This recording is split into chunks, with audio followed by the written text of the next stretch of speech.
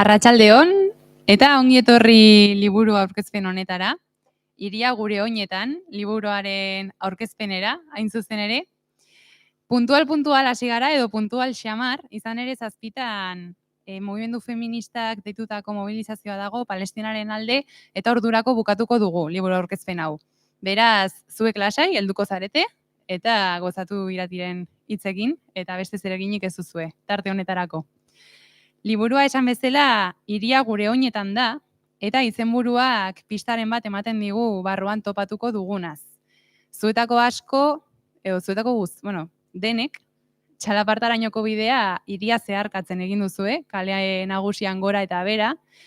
Askok agian presaz egin duzue, denbora justuarekin, ona etortzeko. Beste batzuk agian kafe bat hartzen egon zarete lagunekin, asko etxetik zuzenan etorreko zineten. Eta askotan pentsatzen dugu gure joan etorri hauek ausazkoak direla, ez dugu gehiegi pentsatzen, zer dagoen joan etorri guztien atzean, baina liburu honek beste gauza pila baten artean erakutsiko digu hiria ibiltzeko dugun modua baldintzatua dagoela. Zuen ibiltzeko modua, gure ibiltzeko modua, eta baita ere euskal literaturako zenbait eleberrietako protagonistena. Esan bezala hiria gure oinetan da liburuaren izena eta Lixipe bildumako 17. liburua da. Egilea hementxe daukagu, Irati Majuelo Itoiz, eta ez dakit aurkezpenik behar duen, baina ere berdin aurkeztuko dizuet norden Irati. Iruindarra, itzultzailea, beste gauza askoren artean Bertolt Brechten poemak itzuli zituen munduko poesia kaieren bildumarako, idazlea, bertsolaria, mugimendu feministako kidea, mobilizazio batzuetan abesten den bezala neskau, da guapa, da lista eta da feminista, eta 2023an tesia ondu zuen Euskal Eleberrigintza urbanoaren irakurketa feminista bat izenburupean, eta gaur egun literatur irakasle lanetan dabil Euskal Herriko Unibertsitatean. Eskerrik asko, Irati, hemen egoteagatik. Bueno, eskerrik asko, Sarai. Eskerrik asko aurkezpenagatik, nahiz eta, denek ezagutzen hau zuen, egia esan. Ni esker guztiei etortzagatik. Eta ongi baderaitzozue hasi egingo gara galderekin. Eta hasteko joan nahiko nuke liburu honen abiapuntura, oraintxe bertan aipatu dudan tesi horretara, Euskal Eleberrigintza urbanoaren irakurketa feminista bat izeneko tesia ondu zenuen, eta jada azaldu duzu liburu hau ez dela tesi horren laburpena. Nonbait entzun dizut hori esaten. Baina jakin nahiko nuke nolakoa izan den tesitik libururainoko prozesua. Izan ere tesi horren ondorio batzuk bai badaude liburu honetan, eta jakin nahiko nuke. Zaila egin zaizun, edo nolakoa izan den. Bale, hasteko, bai, esan nuela ez dela tesiaren laburpena, baina bai, badaukala asko tesitik liburu honek, ez dela etzen existituko, baina bai baneukala, bai tesia egin bitartean, eta ere bai, horrelako zalantza bat edo kezka bat, egiten ari nintzen hori, ea zertarako zen, edo ea norbaitek ulertzen zuen egiten ari nintzen hori. Eta horretarako ehatzi du liburu hau, pixka bat, zuek, nire ingurukoek, nire lagunek, jakiteko zertan ibili naizen, laburte horietan zehar. Eta bereziki, ikusten nuelako egiten ari nintzen guzti hortan, nik topatzen nuela bazegoela zerbait interesgarria ez, mundu akademikotik aparte, bazegoela zerbait interesgarria publiko orokorrarentzat, publiko feministarentzat, bereziki ez, eta nahi nuen guzti hori pixka bat eskuragarriago edo jarri, ez, azken fina, Sareik esan duen bezala, naiz ikertzen euskal literaturan, baina baita ere irakurri dut asko hiriaren inguruan, hiriaren teorien inguruan, urbanismo feministaren inguruan, eta ustut hor bazeudela gure egunerokoan gero aplika daitezken ideia batzuk edo hausnarketa batzuk merezi zutenak pixka bat ikartzea modu iritsgarriago batean edo irakurlearentzat. Eta, bueno, bide hortan, ez azken finean tesia da, munstro bat, 400 piko horriko testu nahiko denso bat. Eta, bueno, genitut bereziki bi gauza, ez? Alde batetik hizkuntza akademiko horretatik nolabait aldendu ez, eta gehiago hurbildu saiakera bat denera, eta gainera, literaturari buruzko saiakera batean, permititzen da ere, idazkera literarioago bat, edo, gehiago jolasten duen idazkera bat, orduan, irakurriko duzuena, ikusiko duzue, alde horretatik, interesgarriagoa dela, edo divertigarriagoa dela. Eta beste alde batetik, tesia egituratuta zegoen moduan, ikusten nuen etzuela funtzionatzen, oso, zegoen ez, eleberri bat hartu, eta aztertu, eta nola gauza pila bat. Orduan, berregituratu dut hori guztia, eta proposatzen duan liburu honetan da ibilaldi bat. Kapitulo bakoitzak espazio bat hartzen du, hasten da etxetik, eta badoa ez, etxea, kalea, taberna, aterpea, bidegurutzea, olako espazio bakoitzean gai bat lantzen da, eta uste dute egitura horrek edo ematen duela ere aukera kontu hauen inguruan beste modu batez hitz egiteko.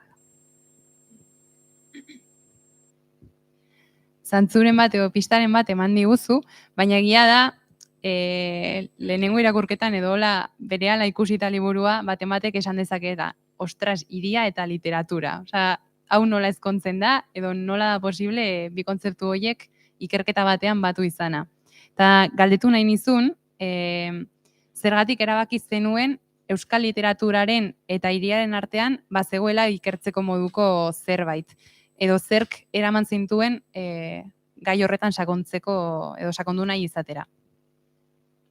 Bai, igual, ez dakit ez, irakurleon ikuspegitik, irabiga igual ez dutena bereziki loturarik edo, baina egia esan, literatura ikasten dugunon artean, hiriak eta hiriaren garapenak eta horrek literaturan izan duen eraginak, bereziki mendebaldeko kulturetan, oso garrantzitsua izan da, ez naiz hortan sartuko, baina, bazuen jakiteko, badirela bi gai berez baukatenak lotura handia eta importantzia handia dutenak. Eta euskal literaturaren kasuan alde horretatik, ikusten nuen, bazegoela olako utxune bat ikerketen aldetik, eta gainera, pentsatzen zenean gai honen inguruan, ez, beste gauza askorekin gertatzen den bezala, pentsatzen zela beti ez beste literatura batzuekin konparatuz, beti gu baino handiagoak direnak, hegemonikoagoak direnak ez, eta badela gai bat, bizitzela olako trauma edo traumita bat bezala, ez? Euskal literaturan ez da hiririk egon, ez daukagu gure hiriburu literariorik, ez dugu sortu literatura urbano bat, literatura frantsesean egon den bezala, eta horrelako ideiak, ez? Eta, hori ikusten nuen nik, gure historia pentsatu izan dela askotan gabeziatik edo egon ez den horretatik, ez? Eta ez nion zentzu handirik ikusten, eta saiatu nintzen pixka bat, egon den horretatik begiratzen, eta alde horretatik, iraz egola asmo bat, gure literaturaren historia nola bat berrirakurtzeko, ez? Eta, hori ikusi nuen, behin hor sartuta nahiko berehala, ez, gure literatura urbanoa 60ko hamarkadan abiatzen dela, 20. mendean, eta gainera, 60ko hamarkadan gauza asko pasatzen dira, ez, herri hontan, baina, gainera gure literatura urbanoa abiatzen dela hain justu emakumezko pertsonaiak dituzten eleberri batzuekin, ez? Eta, hori bai egin zitzaidala kuriosoa, eta ikusi nuen bazegoela ez, begirada feminista batetik ikertzeko aukera bat, eta gainera, hori ere baliatu nezakela hiriaren inguruan modu orokorrago batean gogoetatzeko, literatura horren bidez, eta hor agertzen ziren pertsonaia ibiltari horien bidez, horregatik onka. Aipatu duzu, begirada feminista horretan, pixka bat sakonduko dugu orain, ongi iruditzen bazaizu. Ziur nago, hemengo askok buruan daukagun zerbait dela, badagoela espazio publikoa, alde batetik, ez, eremu publikoa deitzen dugun hori, eta bestetik eremu pribatua. Eta askotan entzun dugun zerbait da emakumeok orain dela oso gutxira arte espazio pribatura mugatuak geundela edo gure eremua hori zela, ez? Eta zuk liburuan aldiz, nahiko hasieratik aldarrikatzen duzu, espazioa ulertzeko dikotomia hori, ez? Publiko-pribatu dikotomia hori, ez dela reala, edo ez duela bat egiten errealitatean daukagunarekin edo bizi dugun egunerokoarekin. Azalduko diguzu pixkatxo bat, hori? Vale. Bai, bueno, hau oso gai zabala da. Baina saiatuko naizola ideia solte batzuk egiten. Justo ikusi dut orain dagor liburu bat ditzen dena urbanismo feminista, hor hemen izkinan, justo. Hor, bigarrena, bai. Orduan, bueno, horren inguruan gehiago jakin nahi baduzue, oso liburu ona da. Bartzelonako kolektiboak idatzitako liburua da. Eta bueno, hor besteak beste azaltzen da, ez? Bueno, hau izan dela, ez, gure mendebaldeko kulturan espazioa ulertzeko izan dugun modua, ez? Badago espazio publiko, badago espazio pribatua, baina askotan ez dugu kontuan hartzen, ideia horiek edo pentsamendu horiek sortzen direla kontestu jakin batean, kasu honetan, kapitalismoaren sorrerako trantsizio horretan, sortzen direla Europan eta sortzen direla pentsamendu jakin baten bueltan, eta kasu honetan, pentsamendu liberalaren eta moral geroago sortuko zen moral burges horri lotuta, ez? Dagoela ideia hau. Orduan, pentsatu behar dugu, gure espazioa pentsatzeko modua hortik abiatzen dela, oso lotuta dagoela ere, ez, esan duan bezala, kapitalismarako trantsizio hortan asko aldatzen da etxearen egitura, etxearen funtzioa, sortzen dira lantokiak, eta horrekin batera sortzen da lanaren banaketa sexuala edo, ez, banaketa bitar hori, eta horri lotuta ere, espazioaren banaketa bitar eta dikotomiko hori, bai? Zer gertatzen da, badirela pentsamendu batzuk edo ideia batzuk gero eragiten digutenak modu material batean pertsonoi, bai? Hau da, hortik sortzen dira gero arauak, legeak, zigorrak, epaiak, bai? Zakitze joera dugun espazio bat erabiltzeko edo beste bat erabiltzeko, baina ahaztu egiten zaigu horren atzean azken finean dagoena dela ideologia bat, bai? Lehen esan duan bezala, pentsamendu liberal horri eta moral burges horri lotutako ideologia bat da, gaur eguneraino ere iritsi dena eta baliatu dena espazio horiek zedarritzeaz aparte, emakumea zer den eta gizona zer den ere eraikitzeko, bai? Eta, ezagutzen zuen moduan, nahiko modu dikotomikoan pentsatu dira beti gauza hauek, ez? Espazio pribatua da emakumen espazioa da, lan erreproduktiborako espazioa, lan konkretu batzuk egiteko espazioa, eta espazio publikoa, izan daiteke ezagit arrakastaren espazioa, politikarako espazioa, beste gauza batzuterako espazioa, ez? Baina gero joko bagenu benetan errealitatera, hau da, ideietatik jetxiko bagina lurrera, ez, eta begiratuko bagenu zein den guk espazio hortaz egiten dugun erabilera erreala, ikusiko genuke bereizketa hori ez dela hain erreala, bai? Hau da, bai eragiten digula, baina gero beti daude adibideak, bai lehen 18. mendean, 19. mendean, bai gaur egun, bereizketa hori nolabait apurtzen dutenak, bai? Eta batzakit, horren adibide esanguratsuena edo oso on bat da emakume langileek beti izan duten bizitza, ez? Hau da, ez dira etxean sartuta egon beti, hiria gurutzatzen zuten, hirian bertan, kalean bertan, espazio publikoan lan egiten zuten, ezagite, arraina saltzen, arrantzaleen sareak egiten, ezagite, prostituzioan edo beste zerbaitetan. Bai, eta orduan, pixka bat, begirada feminista batetik, zalantzan jartzen dela pixka bat, bereizketa hori ea benetan erreala den, edo baden soilik ideologia bat. Eta, ezakitzuk azalduko duzun, baina, liburuan ere agertzen da, bereziki zergatik Panpox liburuarekin landu dut gai hau, eta, nola gaur egun ere ez, erabat konektatuta ditugun espazio publikoa eta espazio pribatua. liburu horretan agertzen da emakume bat, agertzen da emakume baten egunerokoa, ez? Eta ikusten dugu nola emakume hori etxean dagoenean, ari den pentsatzen denbora osoan, kalean egin behar dituen rekaduak, nora joan behar dela egumearen bi, hartu behar duela kotxea, egin behar duela ezakit zer. Eta alderantziz kalean dagoenean, pentsatzen ari da etxean egiteke utzi dituen gauzak, bai? Labadora jarri behar dut, ez dut gozaldu, orduan joan behar naiz korrika kafetegi batera, kafe bat hartzera, gero joan behar naiz umearen bila, baina badago denbora osoan joan etorri horretan, bai? Eta, pixka horrek egunerokoaren mugikortasuna liburuz hitz egingo bagenu ere ez, gure egunerokoak eta benetan espazioak nora erabiltzen dugun ikusiko bagenu, ikusiko genuke ez direla hain espazio bereziak. Gutxo gora bera, hori zen.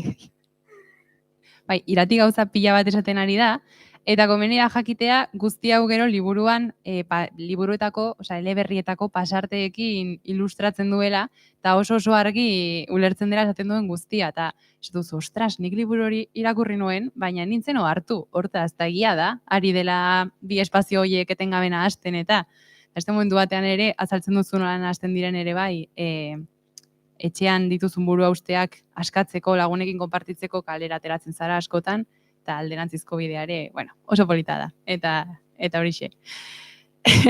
Sartuko naiz pixka bat, aipatu duzu beste kulturetan hiri literatura deitzen den hori lehenxeagotik edo badagoela, edo finkatuago bazegoela behintzat, eta hiri literatura horretan, liburuan kontatzen duzu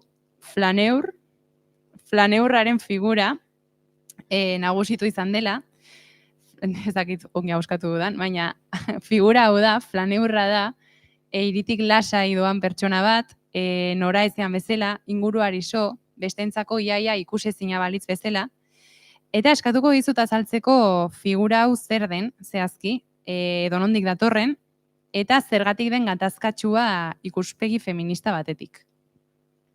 Bai, zuk azaldu duzu, bereziki zer den flaner, baukaolako izen oso pomposoa, baina, figura hori hau dena da paseatzaile bat, bai, hiri paseatzaile bat.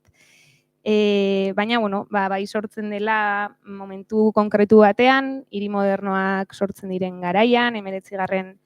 mendean, eta garai hortako literaturan hasi zen pertsonaia hau agertzen, eta, joan da garatzen, eta gaur egunean ere, modu batean edo bestean, bada presente dagoen pertsonaia bat. Gainera, bada ez, pixka bat, adibide horietako bat, non literaturak salto egiten duen ere, liburuetatik, ez, eta, garai hortan ere, bazeuden flaner benetazkoak, bai, hau da, performatzen zutenak hori haien bizitza errealean.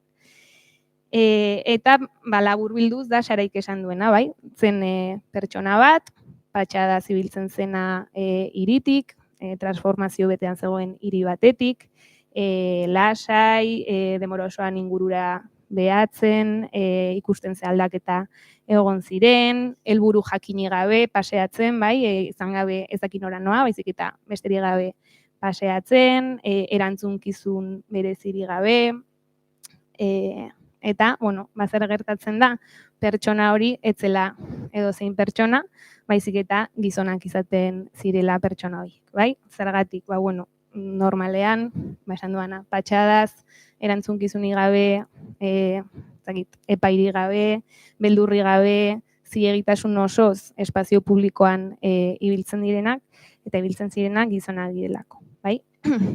Zer gertatzen da, erabili izan dela edo erabili zela eta gaur egun erabiltzen dela pertsonaia hori esperientzia urbanoa esplikatzeko eta esperientzia modernoa esplikatzeko, bai? Eta orduan gertatzen dena da, erkatzen dela gizonen esperientzia modernoarekin edo urbanoarekin, bai? Ez dela kontuan hartzen emakumeek garai horretan nola ibiltzen zuten hiria edo zeukera zituzten edo zer egiten zuten. Hau denbora luze zorla izan da, 70ko hamarkadan, kritika feministan galetzen hasten den arte, ea ez ote zegoen emakume paseatzailerik, eta baldin bazegoen, nola ibiltzen dugun guk hiria, bai? Hau da, ea berdina zen edo ez. Orduan hori da izen kurioso horren atzean dagoena, hori da. eta izen kurioso horren edo figura kurioso horren horrekin kontrajarrian edo Flaneus figura daukagu, ez dena besterik gabe hiribiltari emakumezko bat edo ez gizonezko bat. Nolabait liburuan, eleberrietako protagonistak badira Flaneusak, esan dezakegu, ez, hiribiltari ez gizonezkoak, baina liburuan etengabe errepikatzen den auzia, esan genezake dela, ea posiblea den gizonezkoa ez den hiri ibiltari bat. Eta zuk zer diozu, ikerketa guzti hau eta gero zer esan dezakezu? Hori zen zegoen galderetako bat, bai? Hau da, kontuan hartuta Flanerrak zituen ezaugarri horiek, ez? Patxada zibiltzea, lasai ibiltzea, anonimoa izatea jendetzaren artean, beste behatzeko aukera izatea. Zalantza handia zegoen, ea horrelako paseatzaile emakumerik kontsideratu ziteken edo ez, ez?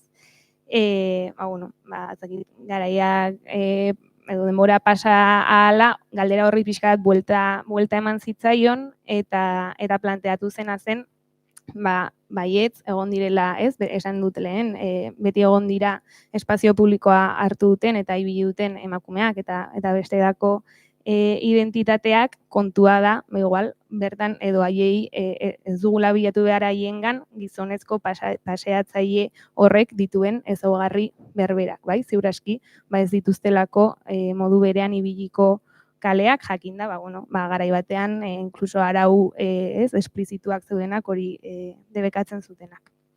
Ordun, egon da hiribiltariaren olako kontzeptualizazio bat edo berrezaugarritze bat, ez, eta saiatu da ikusten ea nolakoak ziren hiria ibiltzen zuten emakume horiek, ez? Hasten begiratzen eta Hemeretzigarren mendeak agertzen dira lehen esan dudana, ez? Emakume langileak, adibidez, prostitutak, bazeuden kasu asko ere travestismoa edo crossdressinga praktikatzen zuten emakumeena, hau da gizonez janzten ziren emakumeena hiria deskubritu ahal izateko eta horren inguruan idazten zuten gero, ez?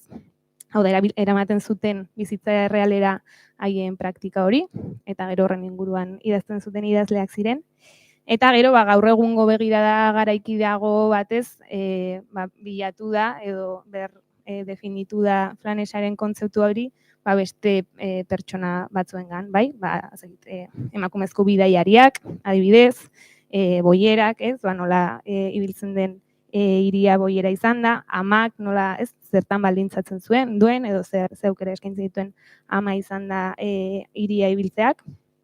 Orduan, ikusten dugu pixka bat zabaldu egin dela begirada, edo beste gorputz batzuetan bilatu dela hiribiltariaren pertsonaia hori. Eta hor, guztiek daukate beti ezaugarri bat, ez, eta esan genezake hori dela Flanesea edo definitzen duena. Eta dela beti egiten dela hiri ibiltze hori, erresistentzia praktika batetik, bai? Hau da, espazio publikoa gatazkatsua da, beti izango da gatazkatsua, baina hiri ibiltari hauek erakusten digutena da, badagoela hala ere, naiz eta gatazkatsua izan edo arriskuak egon hori ibiltzeko eta okupatzeko modua, ez? Orduan, hiri ibiltari emakume hauen edo bestelako identitateek gorpuzten duten hiri ibiltari hauek ezaugarritzat daukate transgresioa eta transgresio horretatik bilatzen dute ere hiria gozatzeko modua edo.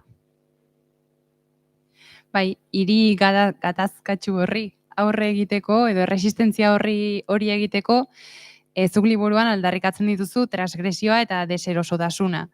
Eta azaltzen duzu osongi gainera, hitzetatik haratago gorputza bera, hiri ibiltarien, hiri paseatzaile horien gorputza klabea dela horretan eta horretarako.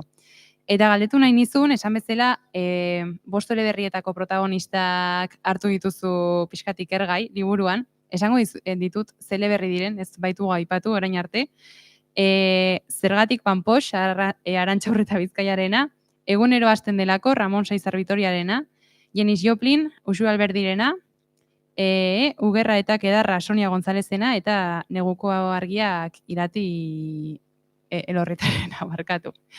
5 eleberri horietako protagonisten gorputzen ibilera edo hiria zeharkatzeko duten modua nolakoa da? Galdera handia da, Bai, oso galdera zabala da, bueno, osea, amankomunean daukate emakumeak direla edo emakume bezala definitzen dira, eta gatazka, horrek sortzen dien gatazkan, harremantzen dira hiriarekin, baina horrek, ikustarazten digu ere, edo ezin dugula hitz egin. Emakumeek daukate hiria ibiltzeko modu hau, bai, ze emakumea ez da gauza bat eta bakarra. Orduan, pertsonaia hauek horrela definitzen dira, baina gero, askotarikoak dira, bakoitzak bere egoera dauka, bere ezaugarriak ditu, kontraesanez beteak daude. Orduan ibilerak ere oso diferenteak dira. Liburuan ere aipatzen dut, nik emakume hitz egiten dudala oro har, pertsonaia hauek hor kokatzen direlako, baina egoera hauetako askok ere oihartzun egiten dutela, bestelako identitate disidenteekin, ez? Azken finean, mankomunean daukatelako ere transgresio hori eta espazio publikoa gatazkatik bizitze hori. Orduan, ez dakit nola laburtu, aipatuko dut pixkat kapitulo bakoitzean lantzen dudan gai bat, horrekin, jakiteko zueko jartzun bat edo zera bat, jakiteko zertaz hitz egiten dudan. Esan dut ez, kapitulo bakoitzak espazio bat hartzen du, lehenengoa etxea da, eta berezik hitz egiten dut, lehen aipatu dugun espazio publiko eta pribatuaren bereizketa hortaz. Kapitulo horretan hartzen du zergatik Panpox eleberria, eta hor ikusten dugu biltari bat dena ama banandu bat, bere gain hartu behar dituenak etxeko egin behar guztiak, eta bada ama langile bat ere bai, ez? Eta orduan, hor ikus daitezke eguneroko mugimendu ohiko batzuk, guztiok edo jende askok egin ditzakenak, eta ikusten dugu mugimendu hori oso lotuta dagoela bete beharrari, bai? Hau da, hiriarekin harremantzen da bete beharretik, hau da, baditu eguneroko bete beharrak egiteko, egin beharrak, eta horri lotuta, eta estresari, eta ez iristeari, eta, emakume ideal bat izaten saiatzeari oso lotutago mugimendu hori. Gero bigarren kapituloa kalea da. Kalean egunero hasten delako liburua hitz egiten dut, eta bereziki gorputzaz ez hitz egiten zenuenaz. Ze, eleberri horretan agertzen da haurdun dagoen neska gazte bat, eta haurdun egoteak erabat aldatzen du bide hirian ibiltzeko modua. Eta, pixka gogoeta egiten da, ze gorputz diren zilegi, espazio publikoan, zeinez, zer gertatzen den gure gorputza ez denean hain zilegi, ez, oso ageriko geratzen dela, oso nabarmen geratzen dela, eta orduan, aukera gehiago dagoela epaitua izan dadin, zigortua izan dadin. Horrelako gaien inguruan hitz egiten dut. Gero, hirugarrenean, taberna deitzen da, hemen Ugerra Kedarra eta Janis Joplin liburuak agertzen dira, eta, hasten agertzen ere hiria beste leku batetik, ez? Ez nuen nahi, denbora osoan agertzea, espazio publikoa zerbait txarra edo gatazkatsua balitz bezala bakarrik, ez? Baizik eta baita ere, desiratik eta plazerretik bizi daitekeen zerbait.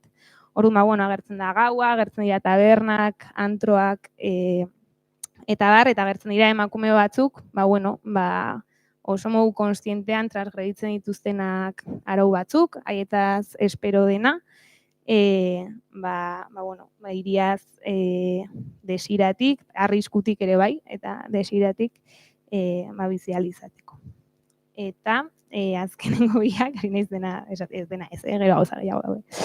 Baina, aterpea kapituloan laguntasunaren inguruan hitz egiten dut, uste dut gero pixkat gehiago ingula horren inguruan, baina, bai badelako hiria deskubritzeko nahiko tresna edo aukera ohiko bat emakumeentzat eta bestelako identitateentzat, eta azkenengo kapituloan bidegurutzea deitzen den hortan neguko argiak liburuari hitz egiten dut, eta bereziki nola hiriak ematen digun ere, alde positibo horretatik begiratuta, beste norbait izateko aukera, beste nolabaitekoa izateko aukera, beste harreman batzuk, beste familia eredu batzuk bilatzeko aukera, ez? Nola askotan, jende askok ihes egin duen bere etxetik, bere jaioterritik, bere herritik edo dena delakotik hiri batera, aukera hoien bila edo.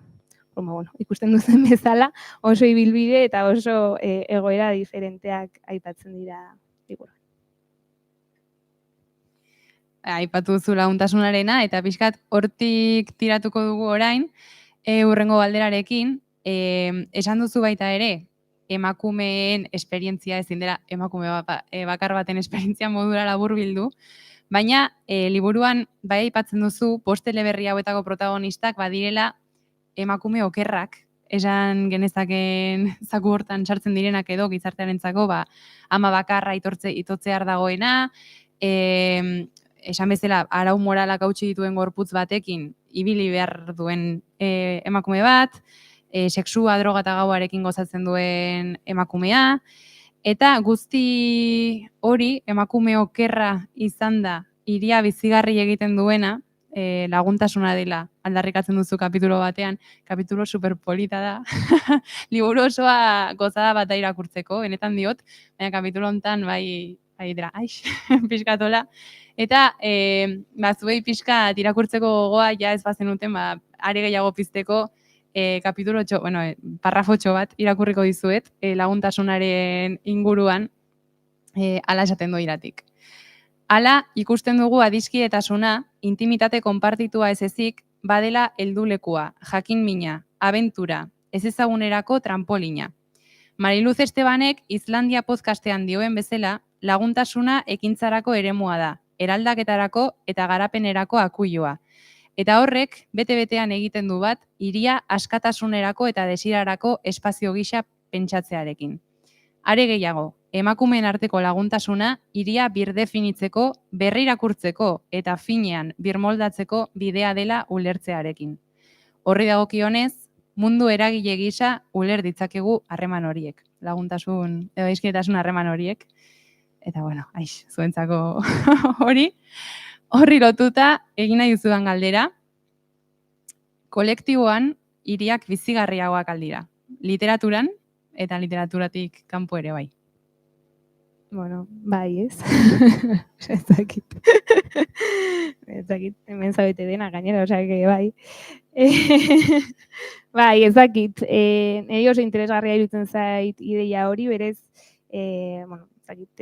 pentsalari asko ari dira gaur egun inguruan hitz egiten, baina adibidez hori, laguntasuna mundu eragile izatearen ideia hori, Sara Ahmedena da, eta ez, azken finean esaten duena da, nola laguntasunak, baukan potentzia hori, baukan zabaltzen duen aukera hori mundu berriak irekitzeko, edo nahi ditugun mundu berri horiek nolabait eraikitzen joateko, bai? Eta hori, ez dakit oso gai interesgarra iruditzen zait, gero ere, ez dakit gure egunerokoan errez ikus dezakegun zerbait da, ez? Hasiera batean niri ere zaila egiten zidan, lehenengo aldian irakurri nuenean, ez, laguntasuna eta hiria, bai, baina gero hasten bazara, ez, pixka bat lurreratzen edo pentsatzen adibide konkretuetan oso erreza da ikusten nola baden bide bat, ez, espazio berriak deskubritzeko, zure egiteko, seguru sentitzeko espazio horietan, ez? Ez dakite adibidez nera behazarenean, ez, eta beti biltzen zara auzo berdinean, lagun igualekin, ez, espazio igualetan, eta heltzen da momentu bat, ez, non, ezagit, egiten duzuen lehenengo irteera herri batetara, edo diren ezakize auzoko jaiak eta joaten zara lehenengo aldiz, ez, auzo horretara lagun hoiekin, eta batean irekitzen da hor mundu bat, ez? Ezagutzen dituzu lagun gehiago, eta espazio gehiago, eta orduan joan nahi duzu beste festa batzutara, eta, ez dakit, ez? Bada oso adibide simplea, baina uste dut denok bizi izan dugula hori. Eta liburuetan ere, ez dakit, eske adibide asko daude laguntasunarenak, ez? Ugerra eta Kedarran, oso momentu klabe bat, batak bestea gaztetxera gonbidatzen duenean, eta batean pertsonaia horrentzat irekitzen da mundu berri bat, ez? Irekitzen da Bilbo berri bat, ezagutzen ez duen hiri bat, eta dena lagun batek esan diolako gaztetxera joateko, ez? Eta, bueno, zakit, horrelako beste adibide asko daude. Liburuan ez da asko agertzen, edo, bueno, igual pentsalari hauek ez laguntasunaren inguruan hitz egiten dutenean, ez diote honi referentziarik egiten, baina nik uste dut ere, lotu ezaku egula ere militantzia politikoak izan dezaken potentzialitate horrekin, ez? Edo, bueno, baukala antzekotasun handia kasu honetan, ez dakit, hemen bazabete mugimendu feministako hainbat kidez, eta hori bada ere modu bat, normalean arrotzak diren espazio batzuk hartzeko, zure egiteko, ez, kolektiboan egiten den zerbait da, eta hori egiterakoan espazio hori bera eraldatu egiten da nola baitez. Eta, bueno, uste dute hor bagola hausnarketa polit bat. Bai, bada. Beste galdera bat egin nahi dizut, etengabe ari garelako eleberri ezberdin batzuk aipatzen, eta liburu honek irakasten digu hiria eta hiria ibiltzeko dugun modua beste modu batean irakurtzen edo beste begi batzuekin ikusten, baina uste dut ere erakusten digula eleberri hauek behintzat beste modu batean irakurtzen, ez? Nik ez ditut eleberri guztiak irakurri, ez da beharrezkoa, liburua perfecto ulertzen delako, berdin, baina irakurrita nituenak aipatzen zenituenean, eta haien inguruko zenbait kontu aipatzean, esaten nuen, lehenera aipatu dut, baina, eske, ni ontazen naiz hartu, ez, eleberria irakurtzerakoan. Eta horregatik galdetu nahi nizun, eleberrien aukeraketa nolakoa izan zen, nola egin zenuen, zergatik 5 eleberri hauek, baita ere, euskal literaturan hiribiltari asko dauden, edo ez? Zaila egin zitzaizun topatzea, edo pixkat nola izan zen prozesu hori. Bai, bueno, ez dut oso erantzun argiri galdera honi.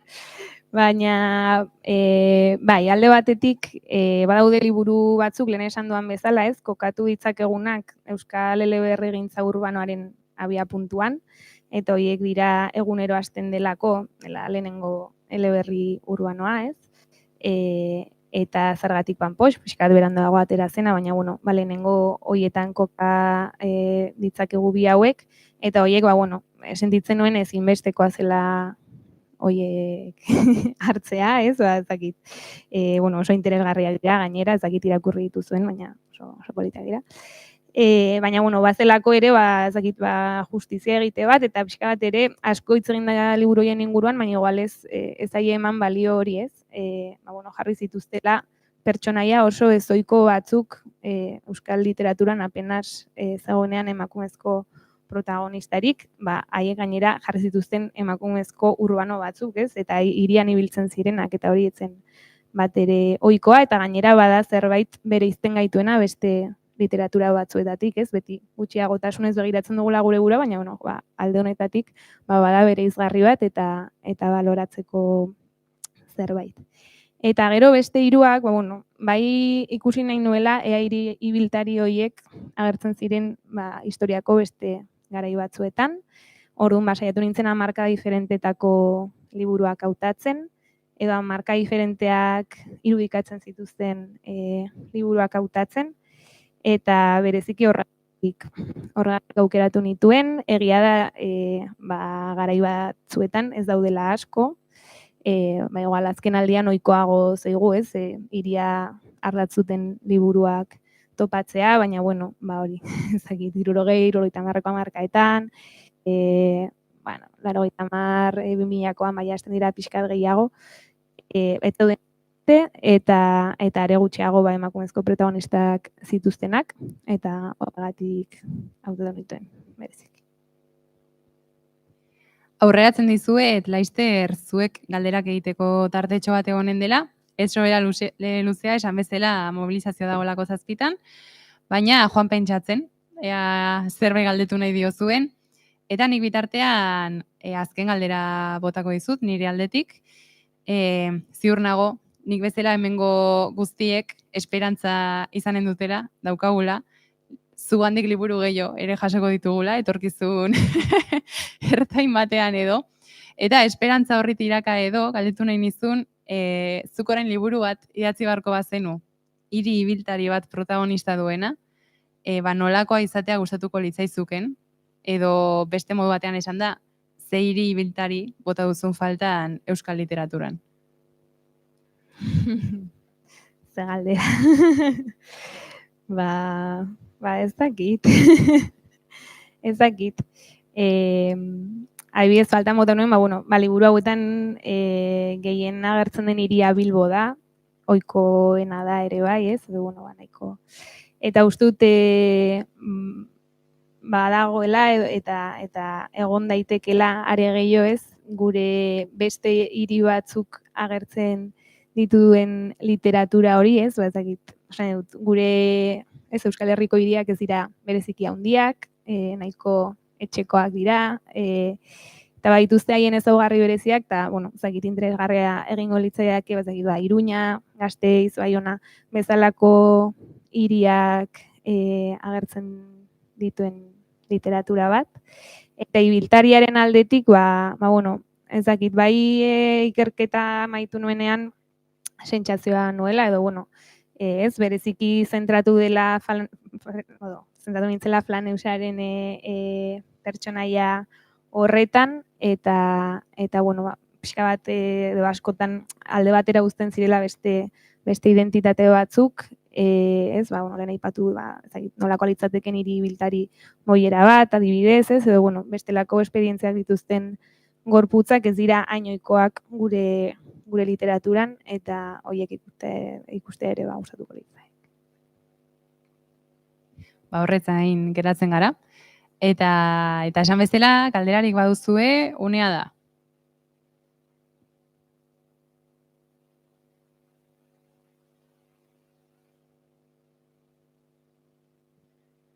Bestela hori da, gero izanen duzu ere baita artea. Gure aldetik hauxe zen eskintzeko geneukana, nik berriz azpimarratuko dut liburu ederra dela, gozamena dela irakurtzeko, beraz erosi eta irakurri. Horrekin bukatuko dut, mila esker ona etorri izanagatik, hiria honaino gurutzatu izanagatik, iratik ezakit azken hitzik bota nahi duen edo, baina mila esker. Eskerrik asko.